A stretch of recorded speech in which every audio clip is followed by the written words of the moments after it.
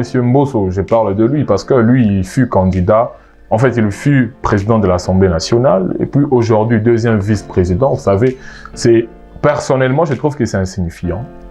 Parce que ce n'est pas seulement lui qui a des ambitions politiques. Et même, je trouve qu'il a son parti politique. Pourquoi il n'a pas pris un jeune? Vous voyez déjà que c'est déjà un problème. Pourquoi il n'a pas pris... Donc, dans cette république, nous ne sommes pas dans une république bananière.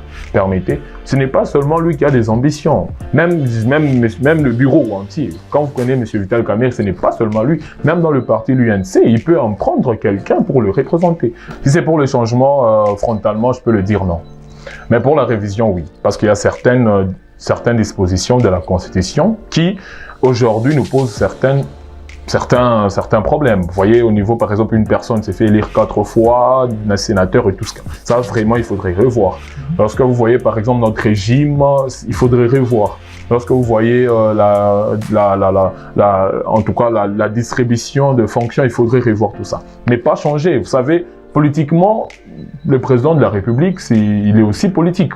S'il doit changer, sûrement, ce ne sera pas seulement pour l'intérêt de la population. Il peut y avoir aussi l'intérêt du président de la République, parce qu'il a refusé avant qu'on puisse la changer, qu'on puisse la toucher. D'ailleurs, il y avait même ces slogans qui disaient « Ne touchez pas à ma constitution ». Le président l'a fait, il l'a dit. Mais aujourd'hui, qu'il puisse revenir, non à la révision, mais plutôt au changement, il faudrait revoir ses ambitions, il faudrait que nous puissions être attentifs à cela. Donc moi, personnellement, frontalement, je peux le dire que je suis contre les changements, mais plutôt la révision. Vrai ou faux, entre le régime Joseph Kabila et le régime Tshisekedi, le régime Joseph Kabila est mieux que celui-ci? Je pense que socialement... Ok, je peux justifier ou je... Vous commencez par vrai ou faux et puis vous justifiez. Vrai. Moi, parce que vrai, je parle sur le plan sécuritaire d'abord des acteurs politiques. Au niveau pendant le régime de Joseph Kabila, en tout cas, les arrestations arbitraires n'existaient pas tellement que pendant le régime du président Tshisekedi, premièrement. Vrai parce que les détournements, aujourd'hui, ça devient une historiette. De se réveiller le matin et d'écouter qu'il y a eu des tournements pendant la période, permettez la tautologie, pendant la période du président Kabila, ça existait, mais pas trop, comme maintenant.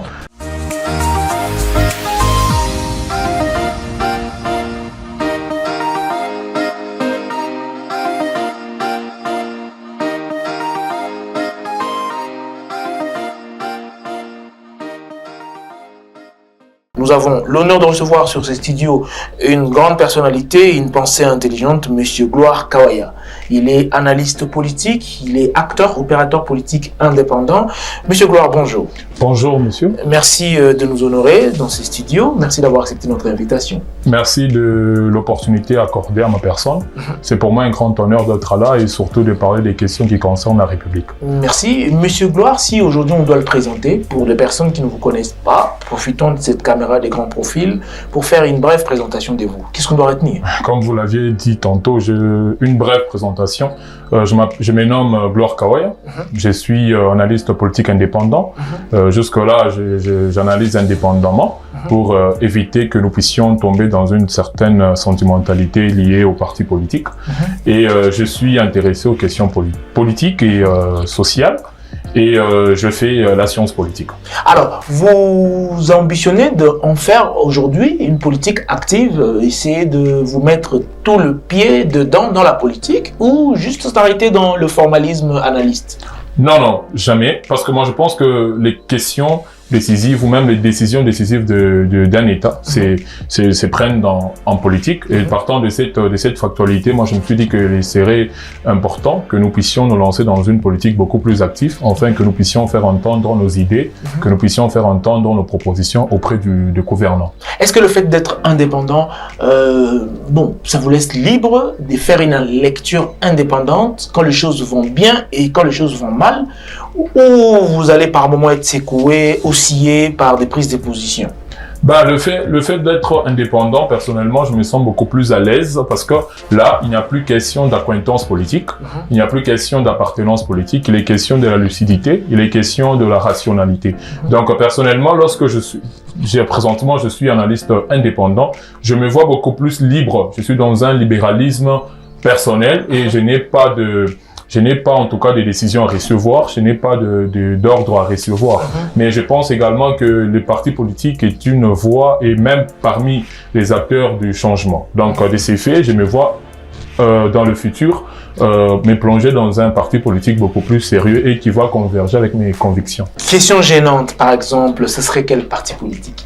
UDPS, PPRD, FCC? Non, mais je pense que l'avenir pourra nous le dire, très sincèrement. Mais c'est les partis lesquels vous aviez à peine souligné sont deux partis phares de ces pays. Donc, je ne peux pas quand même les écarter de ma vision. Okay. Mais là, présentement, je me concentre d'abord sur ma propre conviction et mes propres projets. En tant qu'opérateur politique, quelle est selon vous, M. Gloire Kawaya, la situation telle qu'elle se présente aujourd'hui de la République démocratique du Congo? Si on devait vous demander de faire une lecture vraiment sincère de la situation socio-économique du pays, qu'est-ce que vous dites? En fait, cette question, elle est très factuelle. Je vais devoir également l'analyser de manière factuelle. Aujourd'hui, la République démocratique du Congo, en enlevant d'abord tout ce qui est président de la République, tout ce qui est gouvernement, elle fait face à une injustice. Moi, je parle d'une injustice beaucoup plus mondiale. Vous voyez, la République démocratique du Congo, aujourd'hui, elle est classée comme 4e pays les plus pauvres, ce qui est anormal avec sa grandiloquence, avec ses ressources naturelles, qui place également, c'est vraiment une contradiction, qui place la République démocratique du Congo comme parmi les 10 pays les plus riches du monde. Mais lorsque vous voyez la misère, la sécheresse que le peuple est en train de croupir, ça c'est misérable. Et au-delà de ça, la République démocratique du Congo a au moins une estimation de 100 millions d'habitants avec une jeunesse de 70 millions. Mais nous, jeunes, nous ne bénéficions pas de ça, de tout ce qui est ressources. Et je pense que c'est également lié à un problème de gouvernance, parce que c'est politiquement, elle est liée à un problème de gouvernance, à un problème de leadership. Voilà pourquoi nous nous sommes dit qu'il était impérieux, importantissime pour nous que nous puissions nous lancer activement dans la politique, question de solutionner ces problèmes. Vous pensez que la piste de solution, elle peut commencer par où, en première étape? La piste de solution doit d'abord commencer par une reconversion. J'aurais bien voulu parler du changement, mais je pense que si quelqu'un aujourd'hui, vous volez, vous détournez 200 millions de dollars et il ne détourne plus 200 millions pour 20 millions, c'est un changement. Donc, au lieu de parler du changement, moi je parle beaucoup plus d'une reconversion. La reconversion d'abord des acteurs politiques, la reconversion de gouvernants politiques, enfin qui est une nouvelle robe pour la République démocratique du Congo. Donc factuellement, le changement doit nécessairement commencer d'abord dans le domaine politique. Pourquoi dans le domaine politique? Parce que c'est dans le domaine politique où se prennent de grandes décisions. C'est dans le domaine politique où il y a nécessairement de grandes décisions et partant de cela, de cette factualité, il est importantissime de revoir la classe politique, qui est un renouvellement de la classe politique. Un renouvellement de la classe politique. Par renouvellement de la classe politique, qu'est-ce que l'opérateur politique Gloire Kawaya voit? Qu'on change des visages carrément de nouvelles personnes ou c'est quoi la mentalité qui doit changer? Ben moi, je vois déjà par le renouvellement de la classe politique, ce serait insignifiant, permettez que je dise, on doit changer le papa, on doit changer les vieux, ça c'est vraiment insignifiant. Mais il faudrait qu'il y ait une nouvelle classe, une nouvelle idée, une nouvelle perspective. Je m'explique. Si aujourd'hui, on doit nécessairement être en politique, ça ne doit pas être sur base de nos humeurs. Il faudrait qu'il y ait un critérium bien établi, afin que chaque acteur politique, chaque ambitieux politique puisse suivre ces critériums de manière minutieuse. Pourquoi? Parce qu'aujourd'hui, lorsqu'on parle d'un acteur politique, on voit un gouvernant, c'est un monsieur qui représente tout un État. C'est un monsieur qui représente tout un secteur. Je parle bien sûr des ministres. Alors, à ce niveau-là, moi, personnellement, j'ai eu à proposer que, au niveau d'abord des députés nationaux, qu'il y ait une certaine rigorosité, une certaine rigueur pour leur permettre que, parce que quand déjà on élit les députés provinciaux ou nationaux, on les élit ici naturellement, c'est sur base de propositions qui bien sûr seront factualisées au niveau de l'Assemblée nationale. Mais fort malheureusement ici, ce n'est pas le cas. Donc moi je pense que dans mes propositions, je pense que avant d'élire un député, il faudrait qu'il puisse nous présenter sa proposition de loi. Au niveau, bien sûr, au niveau de sénateurs, aujourd'hui, la République a 26 provinces, mais il y a 108 sénateurs. Moi, je pense que ça n'a pas, en tout cas, de place. Il faudrait revoir. Mais au niveau maintenant du profondissime, de la fondamentalité d'un gouvernant, il faudrait que le président de la République, il faudrait que la Constitution puisse mettre en exergue un certain critérium, des critères pour permettre que le politicien ou les politiques soient à la hauteur de leurs attentes. Alors, Monsieur Gloire, nous allons toucher le profond, je vais le dire maintenant. Vous avez vu le gouvernement Judith Suminwa? Exactement. Vous avez vu ce squelettique-là, vous avez vu. Est-ce qu'il vous inspire quelque chose, ces gouvernements-là? Citoyennement, il m'inspire parce que je suis congolais, donc nécessairement je suis heureux de constater qu'il y a l'installation, il y a formation d'un gouvernement. Mais vous savez, on ne va pas se fier beaucoup plus à cette présomption de parti politique, vous voyez, et plonger dans une rêverie.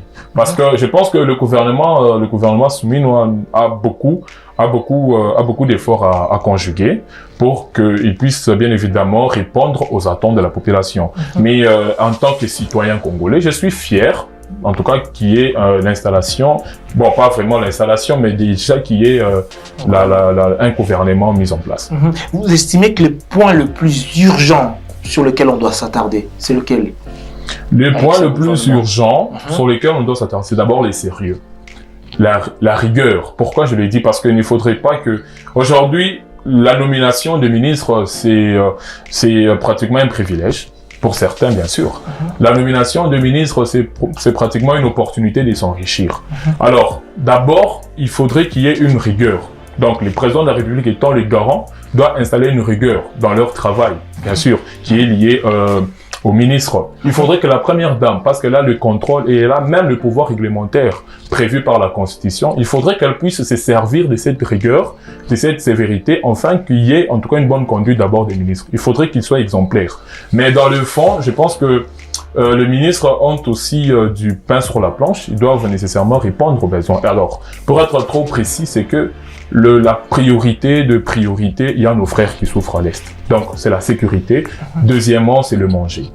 Et les autres viendra. Je parle beaucoup plus de routes que je n'oublie pas ici. Mais d'abord, la priorité, c'est d'abord la sécurité. On ne peut pas manger s'il y a la guerre. On ne peut pas festoyer s'il y a la guerre. Même ici, dans la province de Okatanga. Donc, c'est très factuel, cette pensée que je suis en train de donner. Il faudrait d'abord que le gouvernement s'appuie sur la sécurité. Plus de 20 ans, avec plus de 16 millions d'âmes perdues, la solution sur la sécurité de l'Est du Congo, vous la trouvez comment en tant qu'analyste politique? La sécurité, eux-mêmes, on devrait se plonger fondamentalement dans cette guerre pour en finir. Et il faudrait aussi qu'il y ait un financement. Vous savez, l'armée aujourd'hui, avec plus de 60 000 hommes, la République démocratique du Congo est incomparable au Rwanda. Pourquoi? Parce que le Rwanda ne peut pas se mesurer. Voir la grandiloquence du pays, on ne peut pas s'égaler. On ne va pas tomber dans une prétention, mais c'est ce qui est vrai. Factuellement, on ne peut pas s'égaler au Rwanda. Alors aujourd'hui, si nous accusons politiciennement, parce que moi je trouve qu'on ne peut pas accuser notre État de nous attaquer. Est-ce qu'il faut toujours l'accuser? Voilà pourquoi je parlais de ça. On ne peut pas accuser le Rwanda de nous attaquer. En tant qu'État, on ne partage que les intérêts. Donc, scientifiquement, on ne doit plus dire cela. Personnellement, c'est ma pensée, ce porté-là. Et donc, là, je pense que on doit d'abord financer l'armée, installer aussi une rigueur. Permettez que je rebondisse sur ça parce qu'elle est très capitale. Là-bas, il y a des détournements plutôt des fonds destinés aux militaires, destinés aux réfugiés, mais il y a des gens qui détournent, des Congolais qui détournent, mais c'est gravissime dans un État. Il faudrait d'abord qu'il y ait une rigueur, parce que le président est même le chef de l'armée. Donc il faudrait qu'il y ait une rigueur. Donc, à ce niveau-là, il faudrait qu'il y ait aussi un financement qui répond, un financement patent qui répond aux besoins. Et troisièmement, il faudrait revoir, parce qu'on appelle ça guerre de manière vulgaire, mais dans le fond, ce n'est pas une guerre, c'est un conflit ethnique. Il y a beaucoup plus de clans qui sont là et autres. Et parce que même ceux qui ceux qui se font la guerre là-bas à l'Est ne sont pas seulement le Rwandais. Il y a même des Congolais qui se font la guerre, de frustration, il y a également de colère, des choses comme ça. Mais il faudrait revoir. Et même le niveau de vie, et tant que les sociales ne répondent pas, il y a ceux qui préfèrent la brousse. Il y a ceux qui préfèrent la brousse. Bon, nous allons rebondir à une question importante, monsieur Gloire Kawaya. Le bureau de l'Assemblée nationale est installé. Vital Kamerhe, lynché par beaucoup, traité de voleur, traité de ceci, c'est un traître, c'est un Burundais. Mais bizarrement, il est deuxième personnalité du pays aujourd'hui. Quelle est votre analyse sur ces bureaux définitifs de l'Assemblée nationale? Devons-nous espérer à ce bureau-là, espérer à ces députés qui sont le représentant au niveau national de la République démocratique du Congo? Beaucoup disent même que le malheur de Congolais, c'est ces députés. Ce serait tomber dans une jugeote. De dire que le malheur, c'est parce qu'il y a des députés sérieux qui représentent valablement la nation. Mais pour ce qui revient de M. Vital Kamerhe, je pense que M. Vital Kamerhe est teinté d'une vétéran, c'est un ancien politique. Donc, de ce point de vue, il est tellement factuel que sa place au niveau de la présidence du bureau national de l'Assemblée, permettez, que ça soit important pour le pays. Mais vous savez, nous sommes en politique, donc il n'y a rien qui peut arriver au hasard. Okay. Il n'y a pas d'imprévisibilité en politique, tout se prépare. Donc partant de cela, M. Vital Kamerhe a aussi du pain sur la planche, politiquement, parce que il représente aussi la population, il représente, c'est un avantage de la population. Mais de manière politicienne, il a aussi ses propres intérêts.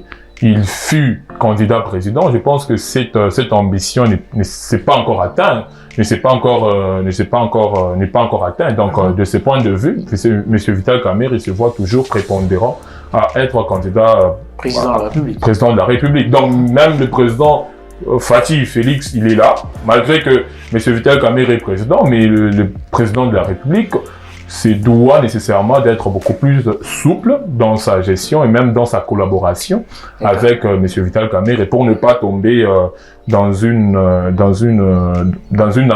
embuscade. Parce que M. Vital Kamerhe est porteur d'un parti politique, il a des ambitions politiques, donc parfois même nous avions cette pensée qui dit que M. Vital Kamerhe serait, au conditionnel évidemment, serait le candidat potentiel du président de la République en 2022. En termes de Dauphinat, donc. Exactement. Mais alors, est-ce que vraiment vous sentez que ces bureaux, en commençant par le bureau définitif et aussi les députés qui sont là, 500, est-ce qu'ils vont valablement, il y a espoir qu'ils vont valablement défendre les intérêts de la population? Honnêtement, non. Pourquoi? Parce que vous savez, déjà dans le bureau, c'est teinté d'une certaine arrogance, qui nécessairement, M. Mbosso, je parle de lui, parce que lui, il fut candidat, en fait, il fut président de l'Assemblée nationale, et puis aujourd'hui, deuxième vice-président. Vous savez, personnellement, je trouve que c'est insignifiant. Parce que ce n'est pas seulement lui qui a des ambitions politiques. Et même, je trouve qu'il a son parti politique. Pourquoi il n'a pas pris un jeune? Vous voyez déjà que c'est déjà un problème. Pourquoi il n'a pas pris... Donc, dans cette république, nous ne sommes pas dans une république bananière.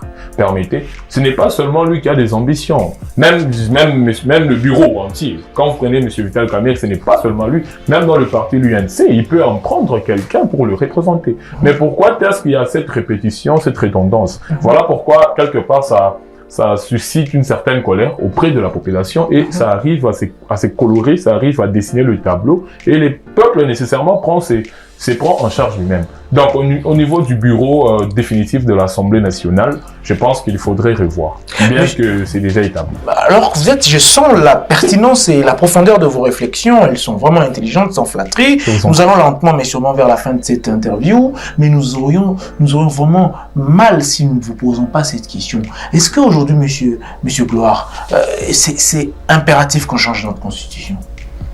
On ne va pas se cacher la face ici. Exactement. Le président de la République, Félix-Antoine Tshisekedi, en France, l'a dit que voilà, il y a même comment il a appelé, une commission qui serait déjà mise en place, ou soit est en train d'être construite pour analyser la question. Le chef de l'État n'a pas parlé des révisions, il a parlé du changement de la Constitution. Donc on va avoir une nouvelle Constitution.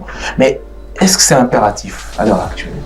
Voilà, j'ai aimé la précision que vous avez donnée. Ce n'est pas la révision, mais plutôt les changements. Si c'est pour le changement, frontalement, je peux le dire non. Mais pour la révision, oui. Parce qu'il y a certaines dispositions de la Constitution qui, aujourd'hui, nous posent certains problèmes. Vous voyez, au niveau, par exemple, une personne s'est fait élire 4 fois, un sénateur et tout ça. Ça, vraiment, il faudrait revoir.